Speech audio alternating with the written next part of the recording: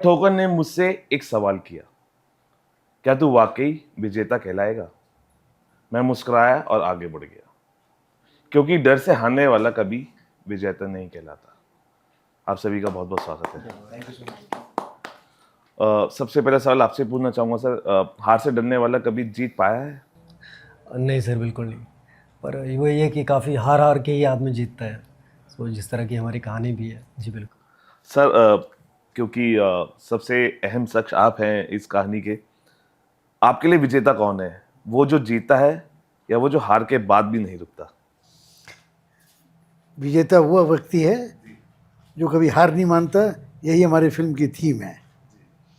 और किस तरीके से आपको लगता है कि इस कभी कभी हार कर भी जीतने वाले को बाजीगर कहते हैं, ये तो एक डायलॉग है, क्या ये वही थीम पे बनी है? देखिए, थीम तो यही है कि हर व्यक्ति हारता है और हार के बाद वो हार नहीं मानना है, उस हार को एक चैलेंज समझना है और उस हार को चैलेंज समझते हुए उसको आगे बढ़ाना है और फिर उसको जीत में कन्वर्ट करना है। बिल्कुल। और ये सभी कहते हैं, हमने बचपन से सीखे कि अगर कहानी में अगर आपको आगे बढ़ना है तो वो कहानी चींटी की हमेशा सुनाई जाती है, वो बार बार चढ़ती है, नीचे गिरती है, बार बार चढ़ती है। तो मुझे लगता है कि असली विजेता वही होती है अपनी जिंदगी की। बिल्कुल सही बात है। हर हार एक सबक देती है, उससे एक टीचिंग्स मिलती है और उस टीचिंग को जो है ना अपॉर्चुनिटी में कन्वर्ट करना ही विजेता है। सर, आपसे जानना चाहूंगा, फिल्म में जिस संघर्ष को निभाया है आपने, क्या असल जिंदगी में कभी आपको किसी मोड़ पर खुद को विजेता साबित करना पड़ा है? करना पड़ा तो नहीं है, मतलब आदमी खुद नहीं चाहता कि वो साबित करे, परिस्थितियां उसको साबित करने पे मजबूर करती हैं, या वो सिचुएशन ही वैसी बनती है कि आप उसको अनजाने में ओवरकम कर जाते हो और फिर बाद में जाके आप उसको बोलते हो कि देखो मैं जीत गया। जब मोमेंट होता है उस संघर्ष का, उस मोमेंट पे आप तय नहीं करते। जब वो मोमेंट निकल जाता है तब आपको लगता है कि अच्छा मैंने ये किया और मैं उसको क्रॉस करके यहाँ निकल आया। तो कहते हैं ना कि आदमी इतिहास बनाता नहीं है, वो मेहनत करता है, इतिहास अपने आप बन जाता है। सर, आपसे जानना चाहूंगा कि आपके देखिए, किरदार की ताकत सब जानना चाहते हैं और किरदार की ताकत सभी को पता होती है, लेकिन आपके किरदार की सबसे कमजोर बात कौन सी थी जिसे निभाना आपके लिए खुद से भिड़ने जैसा था? देखिए, इस फिल्म का क्या है ना, जो स्टोरी है पूरी एंटायर स्टोरी वो काफ़ी रिलेटेबल थी। जी। और हर इंसान रिलेट करेगा बिकॉज एक एक जो फाइट होती है ना, कुछ होते हैं एक बार के बार हार गए, दो के, तीन के, चार के बार। ये आदमी मतलब जो सामने हमारे बैठे हैं राजेश जी, तो इन्होंने हार नहीं मानी सर। वो इन्होंने पकड़ के रखा कि कोई बात नहीं, इसमें नहीं हुआ, अगली में हो जाए, अगले में हो जाए। तो वो एक एज एन एक्टर भी हम लोग वो फील करते हैं कि सबसे ज़्यादा रिजेक्शन जो झेलते हैं वो एक्टर ही झेलते हैं कि आप 99% जगह रिजेक्ट होते हैं, 1% जगह सिलेक्शन होता है।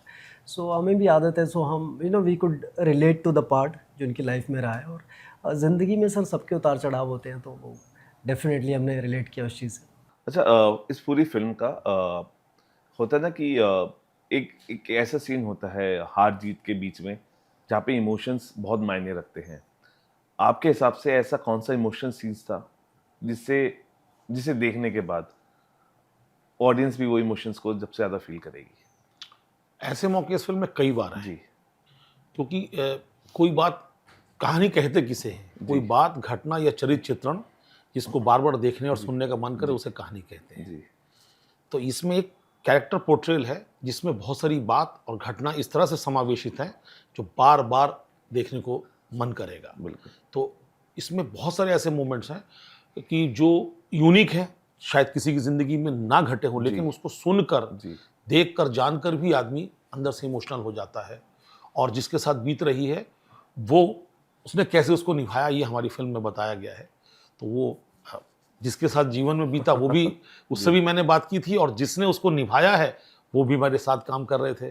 तो एक लेखक होने के नाते मेरे सामने भी एक नई चीज़ थी कि जी। पहली बार मैं इस तरह के चरित्र और इस तरह की घटनाएं जो कुछ फिल्मों में थी, और कुछ घटनाएं ऐसी जो सबके साथ रिलेट करती, तो ये कॉम्बिनेशन है कुछ यूनिक चीज़ों का और रिलेटेबल चीज़ों का, दोनों का कॉम्बिनेशन मिलेगा इस फिल्म के अंदर। हर किरदार में बहुत सारी लेयर देखने को मिलेगी, जितना मैं समझ पाया हूं। जी यस। भारती, इस फिल्म के दौरान आपने अपने बारे में ऐसी कौन सी सच्चाई पहली बार महसूस की? सर एक्चुअली ये जो किरदार है ये मेरे लिए काफ़ी चैलेंजिंग था, क्योंकि ऑब्वियसली ये मेरी पहली फ़िल्म थी। और प्लस मैं मैम से मिली तो एक क्या होता है ना कि आप एक इंसान को पर्दे पे प्रेजेंट करने जा रहे हो, तो एक रिस्पॉन्सिबिलिटी होती है आपके ऊपर कि आपको उसको अच्छे से निभाना है। तो मैंने उसके लिए काफ़ी काम किया। मेरे लिए चैलेंजिंग था कि मैं मतलब मैंने पूरा ट्राई किया कि मैं उनकी तरह दिखूं, उनकी तरह लगूं, मेरा बॉडी लैंग्वेज उनकी तरह लगे, जो कि मेरे लिए थोड़ा मुश्किल था क्योंकि she is a one liner.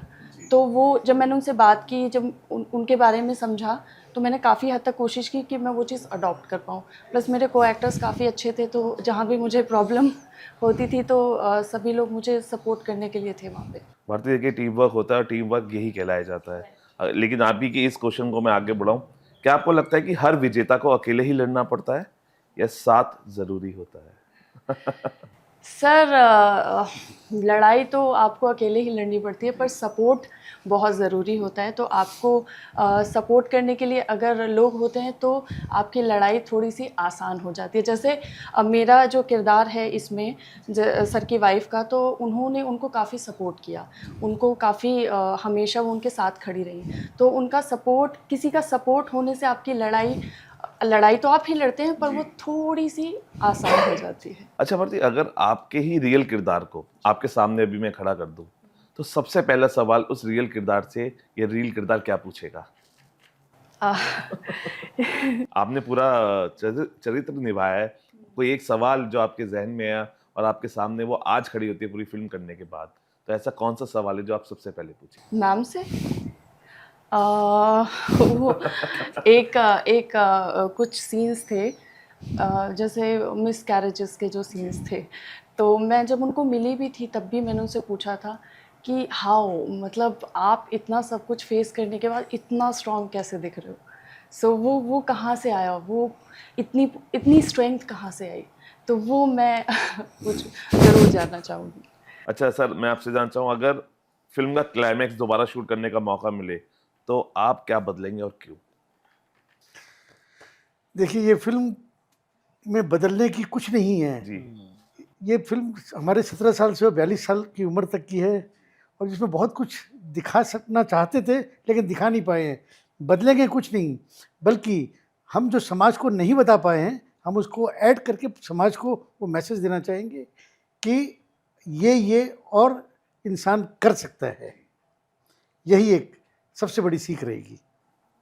इस फिल्म ने आपके अंदर के कौन सी लड़ाई जगा दी है जो शायद आप अब तक टालते आ रहे थे?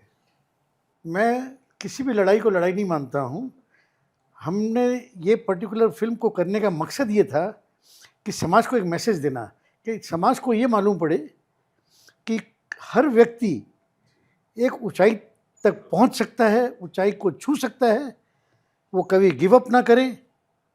ये एक मैसेज जो मेरी ज़िंदगी में घटी है, वो मैंने फ़िल्म के माध्यम से समाज को, आज के यूथ को और हर वर्ग के लोगों को एक मैसेज देने की मैंने चेष्टा की है। और बिल्कुल वो मैसेज सही तरीके से सही जगह पहुंचेगा भी, बस रिलीज का इंतजार है। अगर मैं आपसे पूछूं, आपका जो किरदार है वो सोशल मीडिया अकाउंट चला रहा होता, तो उनकी पहली पोस्ट क्या होती?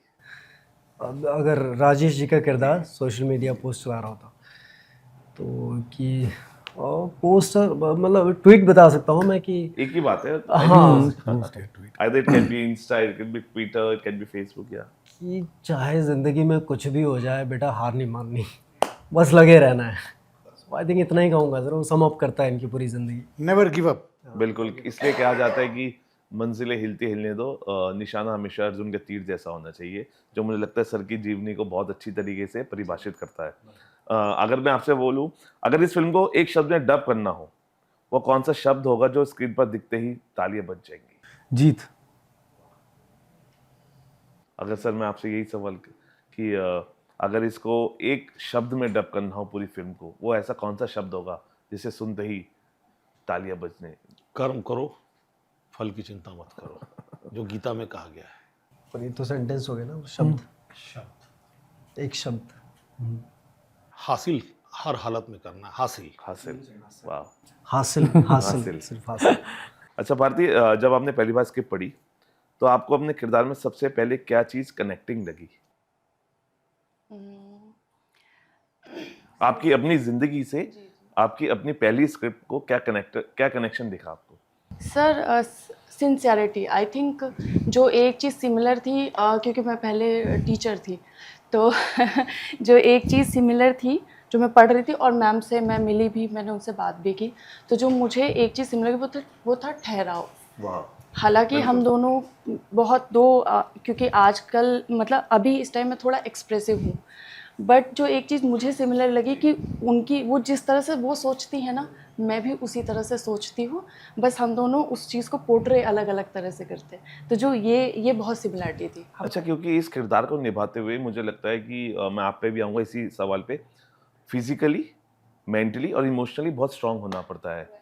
इन तीनों चीज़ों को स्ट्रांग करने के लिए आपने अपनी कौन सी चीज़ का सबसे ज़्यादा त्याग किया? सर मैं एक तो पहला जो था कि मैंने थोड़ा बात करना कम किया और अपने साथ टाइम स्पेंड करना स्टार्ट किया, क्योंकि वो मेरे लिए बहुत ज़रूरी था। जैसे मैंने आपको बताया कि मेरे कभी कभी आपके अंदर कुछ चीज़ें होती हैं लेकिन आप उनसे थोड़ा सा डिस्कनेक्ट हो जाते हो, तो मैंने सबसे पहले थोड़ा सा खुद को आइसोलेट किया ताकि मैं अपने साथ टाइम बिता सकूं, मैं उस चीज़ को और एनालाइज कर सकूं और मेंटली, इमोशनली और फिज़िकली अपने आप मैम को अपने अंदर उतार सकूं। तो मैंने काफ़ी उस चीज़ पे काफ़ी कि मैं स्माइल कर रही हूँ या मैं चल रही हूँ या मैं बैठ रही हूँ या मैं रवि की तरफ देख रही हूँ, तो मैं ये बिल्कुल पूरी कोशिश कर रही थी कि मेरे अंदर ना वो जो मंजू जी हैं वो दिखाई दे, भारती ना दिखाई दे। अच्छा, how will you rate your Manju ji on screen? अगर आप खुद दे, भारतीय अगर मंजू को किरदार को नंबर दे, अब तो कितना कितना आप मंजू के किरदार में उतर पाई? मुझे लगता है आप गलत इंसान से पूछ रहे हैं। आई थिंक आपको अपने आप का सबसे अच्छा जज आप खुद होते हैं, मुझे लगता है। आई थिंक नहीं। जी। अब सर से मैं जानना चाहूँगा सर, मंजू के किरदार में भारती कितना उतर पाई? क्योंकि आपने जो जीवन भर चीज़ों को देखा, अब वो सम अप आपके सामने है। 10 out of 10। ये असली ऑडियंस होती है, देखिए।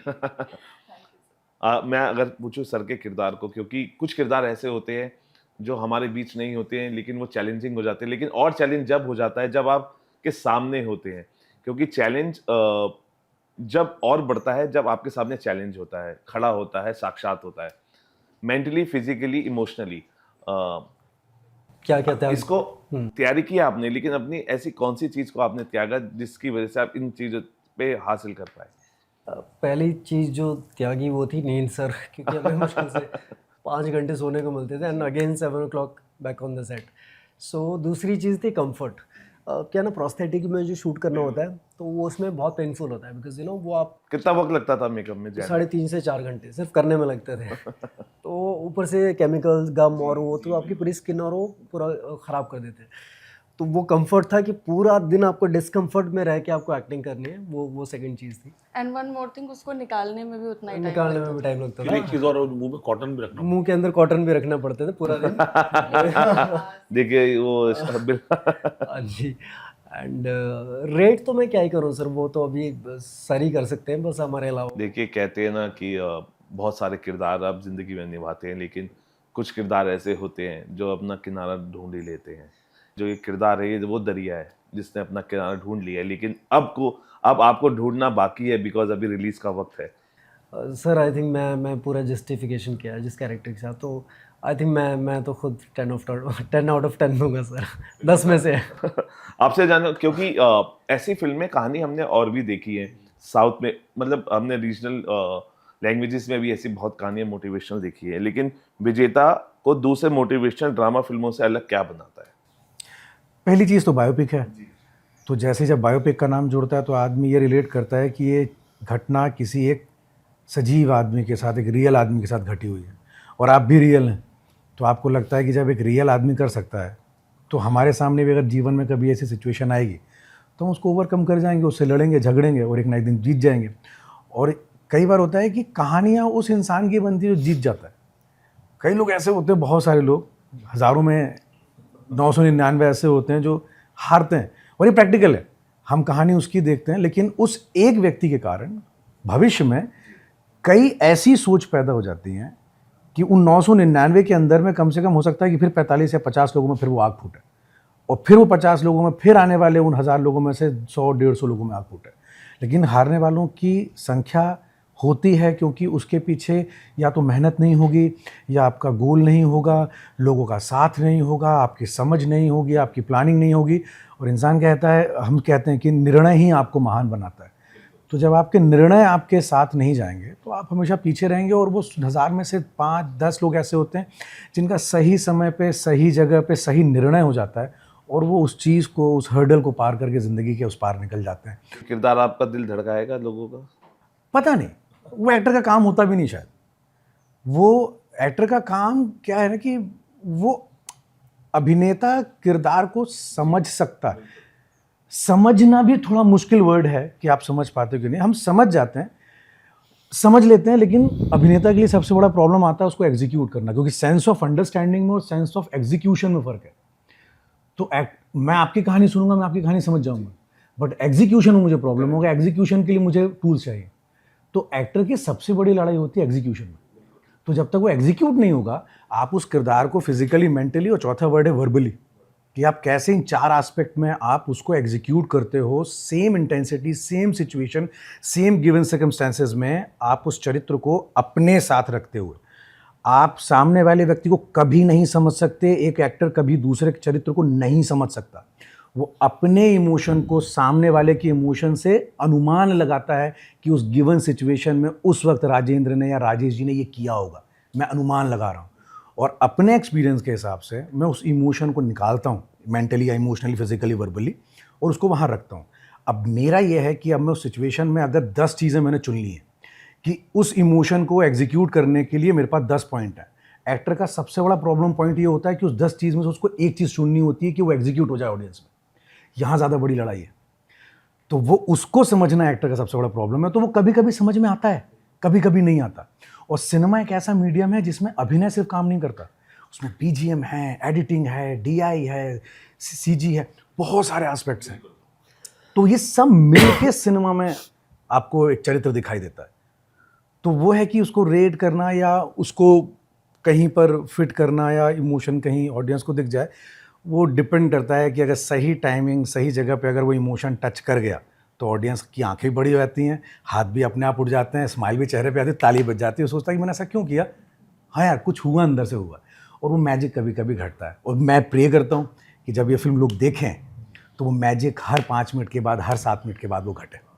और होगा, अगर देखिए जो भी शिद्दत से चीज़ ईमानदारी, सच्चाई से की जाती है उसके लिए मैजिक होता ही है। आपको क्यों लगता है आज के दौर में ऐसी कहानियों की ज़रूरत क्यों है? अरे ये तो बहुत ही अच्छा सवाल है, क्योंकि इरा, सबसे पहले तो इरा है 72 से 98, बहुत सारी चीज़ें बदली, टेक्नोलॉजी हमारे ज़िंदगी में ऐसे आ गई है कि हमसे ज़्यादा हमारी हो गई है वो। तो रिश्ते बदल गए, रिश्तों के पैमाने बदल गए, इंटरपर्सनल रिलेशनशिप बदल गया। तो वो जर्नी जो यंग जनरेशन आज की नहीं देख पाई, नहीं महसूस कर पाई, तो एक तो उनको समझ में आएगा उस समय इंसान कैसे निभाता था, उसकी एक कमिटमेंट कैसी होती थी, और हिंदुस्तान ने कैसे, बहुत बड़ा एस्पेक्ट है हिंदुस्तान में के लोगों ने कैसे, जो आज हमारे एंटरप्रेन्योर्स दिख रहे हैं, आज एंटरप्रेन्योर्स की बातें हो रही हैं, उस काल में भी एंटरप्रेन्योर्स थे, वो कैसे काम कर रहे थे, और उसमें एक ईमानदारी, एक सच्चाई और एक सदनीयत जिसे कहते हैं, अच्छी नीयत, उसकी मिलावट थी। तो honesty is the best policy. आजकल लोग बात नहीं करते इसके ऊपर, लेकिन ये ट्राइड एंड टेस्टेड फार्मूला है। तो वो कैसे मल्टीप्लाई होता है, धीरे धीरे धीरे करके कहाँ से कहाँ तक ले जा सकता है, अप्स एंड डाउन्स के बावजूद, ये इस फिल्म के अंदर बिटवीन द लाइंस है। बिल्कुल। इसलिए मुझे लगता है कि अच्छा, सीधा अगर हम किसी को टीच करने लग जाएंगे तो शायद उसको मज़ा ना आए, लेकिन एक इंस्पिरेशनल एटमॉस्फेयर में, कैरेक्टर्स के थ्रू, स्टोरी के थ्रू, म्यूजिक के थ्रू, जब हम उस बात को फिल्म के द्वारा कह रहे हैं, तो बहुत सारी चीज़ें वो जाने अनजाने समझ जाएंगे। और ये एक ऐसा दस्तावेज बन के रहेगी फिल्म कि जब भी कोई देखेगा, कोई भी अपने बच्चे को दिखाना चाहेगा, यंग जनरेशन को दिखाना चाहेगा, या बुजुर्गों को दिखाना चाहेगा कि ऐसा ज़माना भी होता था। तो बहुत सारी चीज़ें इस फिल्म के माध्यम से निकल के आई। यही इस फिल्म का यूएसपी है, मज़ा है। बिल्कुल। भारती, इस स्क्रिप्ट पे काम करते करते उस दौर के रोमांस को भी आपने जिया?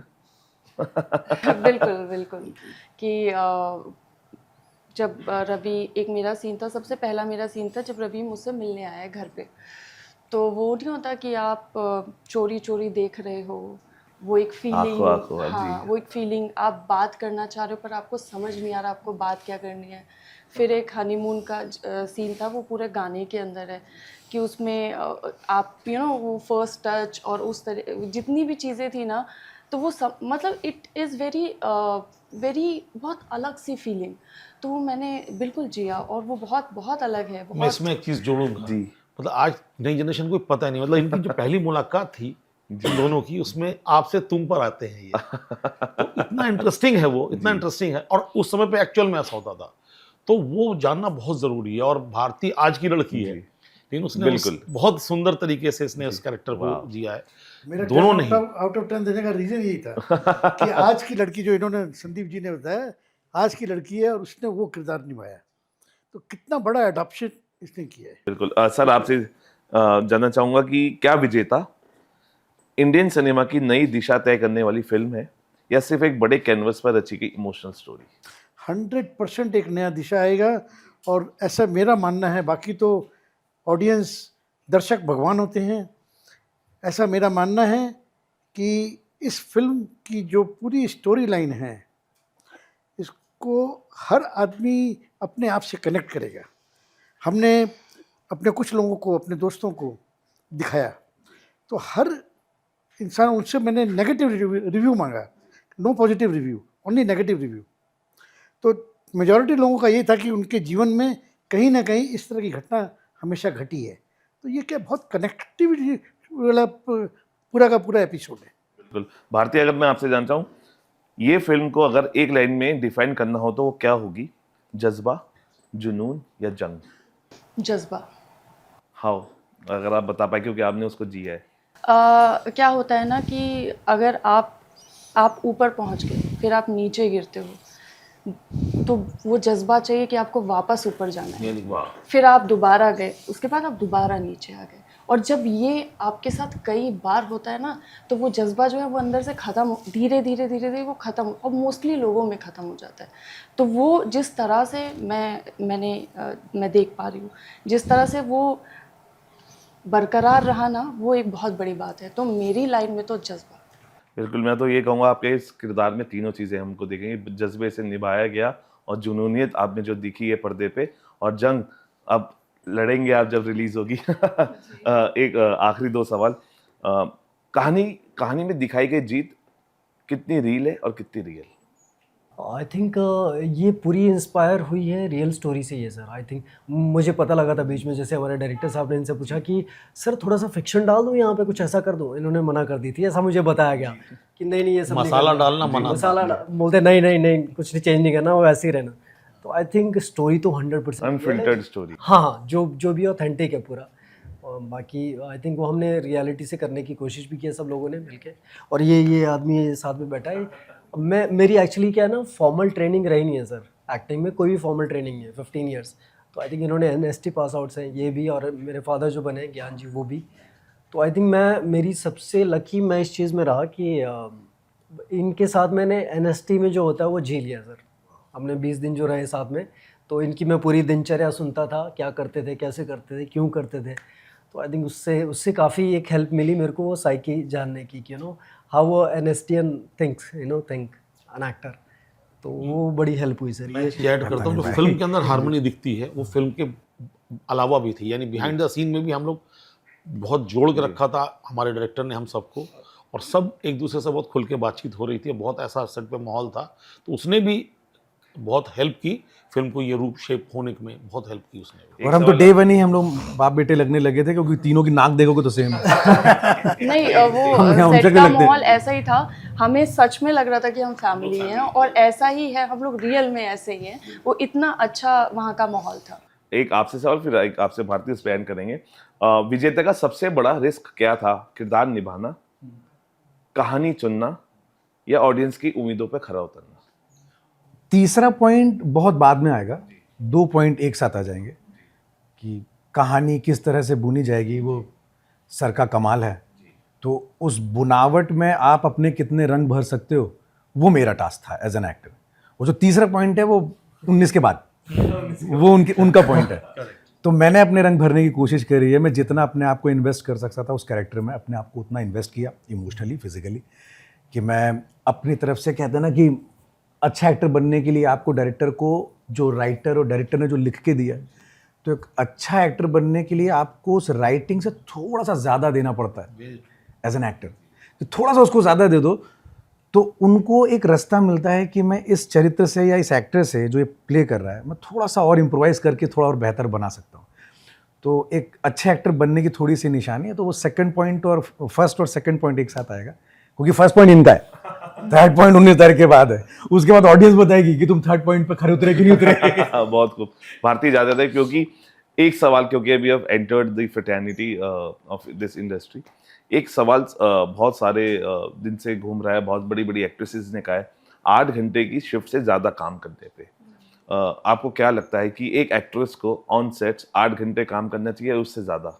सर मेरे, अगर मैं अपना आपको बताऊं तो जब हम काम करने पहुंचते हैं तो पता ही नहीं चलता है कि 8 घंटे कब हो गए, 10 घंटे कब हो गए। घड़ी देख के काम ही नहीं किया सर, पता ही नहीं चलता था। 2-4 घंटे तो कब निकल जाते थे कुछ पता नहीं चलता था। माहौल भी अच्छा था ऑब्वियसली, लेकिन जब आप कोई काम करते हो, अगर आप अपने काम से प्यार करते हो तो आपको टाइम का पता ही कहाँ चलता है। तो मुझे लगता है अगर आप घड़ी देख के काम कर रहे हो ना, तो इसका मतलब है कि आप सिर्फ उसको निपटा रहे हो, आप अपने काम से प्यार नहीं करते। क्योंकि अगर आप प्यार करेंगे ना तो आपको टाइम का पता ही नहीं, आप 24 घंटा भी शूट कर सकते हो। इसका बहुत बड़ा एग्जांपल मैं देता हूँ सर। हमारा जो गाना आपने देखा वो शूट हो रहा था, तो हम लोग दौड़ रहे थे वहाँ पे पूरा, वो बेसिकली नर्मदा में शूट कर रहे थे। तो हम दौड़ रहे, हमें दौड़ के आना था एंड दौड़ रही, मैं नीचे देखा पानी में लाल हो रखा है। मैंने बोला ये ब्लड है क्या? फिर देखा इसके पैर से निकल रहा है। आई स्वेयर सर, इतना बड़ा कट लगा था इसके पैर पे, पूरा पैर फट गया था लिटरली। कोई और लड़की होती है, मैंने टीवी पे काफ़ी काम किया है, 2-4 और फिल्में की है, तो शूटिंग रुक जाती और कम से कम 6 दिन तक रुकती अगर इसकी जगह कोई भी और एक्टर होती, क्योंकि ये जिनमें, हाँ डेफिनेटली सर। और मैं गारंटी देता हूँ उस दिन तो शूट हो ही नहीं पाता सर। मलारी तुम्हारे पैर से खून निकल रहा है, मैं लिटरली इसको बोला, मैं पागल हो गया। और मैं ऐसे हो गया, मैं पैनिक हो गया। अरे बोलते नहीं सर रेडी हूँ मैं सर। मैं तो पागल वागल हो गई। फिर इनको लिटरली उठा के मैंने बोला चलो उधर पट्टी वट्टी करते हैं। देन एंड आफ्टर दैट पट्टी वट्टी होने के बाद शी डिड द शॉट। एक इसमें लड़कियों को सीखना चाहिए इनसे जरूर चीज़। एक बात इसमें मैं जोड़ना चाहूँगा, 24 घंटे काम करिए, आराम बहुत ज़रूरी है। मैं उस 8 घंटे की शिफ्ट, जो नींद की जो शिफ्ट है ना, अगर उसको एक बार थोड़ा सा साइड में रख दें तो 24 घंटे काम कर ले आदमी, कोई दिक्कत नहीं। लेकिन इस इंडस्ट्री में उस काम का मानदेय होना चाहिए।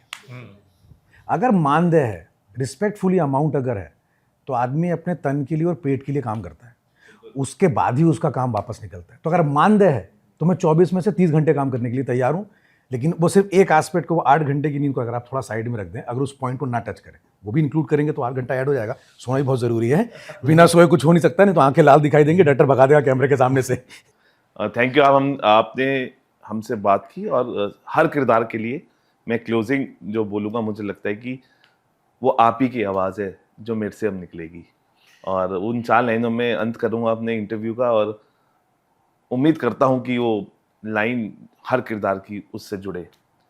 ना ताली चाहिए ना तमगा कोई, मेरी लड़ाई बस मुझसे ही थी, जब खुद को हराया तब जाना, सच का विजेता तो मैं ही था। वाह क्या बात।